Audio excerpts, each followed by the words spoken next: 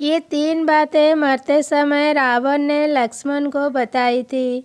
जिस समय रावण मरणासन अवस्था में था, उस समय भगवान श्री राम ने लक्ष्मण से कहा कि इस संसार से नीति, राजनीति और शक्ति का महान पंडित विदा ले रहा है। तुम उसके पास जाओ और उससे जीवन की कुछ ऐसी शिक्षा ले लो जो और कोई नहीं दे सकता। श्री राम की बात मानकर लक्ष्मण मरणासन अवस्था में पड़े रावण के सिर के नज़दीक जाकर खड़े हो गए। रावण ने कुछ नहीं कहा। लक्ष्मण जी वापस राम जी के पास लौट कर आए। तब भगवान ने कहा कि यदि किसी से ज्ञान प्राप्त करना हो तो उसके चरणों के पास खड़े होना चाहिए, ना कि सिर की ओर। यह बात सुनकर लक्ष्मण जाकर इस रावण के पैरों की ओर खड़े हो गए।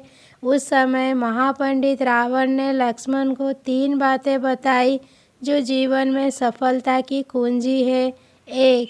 पहली बात जो रावण ने लक्ष्मण को बताई वह यह थी कि शुभ कार्य जितनी जल्दी हो कर डालना और अशुभ को जितना टाल सकते हो टाल देना चाहिए, यानी शुभम शीघ्रम। मैंने श्री राम को पहचान नहीं सका और उनकी शरण में आने में देरी कर दी, इसी कारण मेरी यह हालत हुई। 2.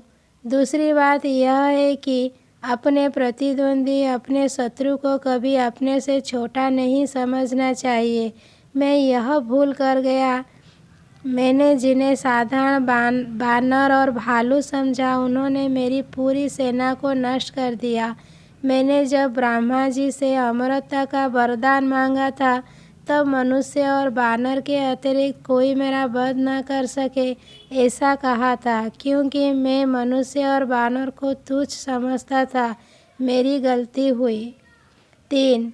रावण ने लक्ष्मण को तीसरी और अंतिम बात ये बताई कि अपने जीवन का कोई राज हो तो उसे किसी को भी नहीं बताना चाहिए। यहाँ भी मैं चूक गया, क्योंकि विभीषण मेरी मृत्यु का राज जानता था। ये मेरे जीवन की सबसे बड़ी गलती थी।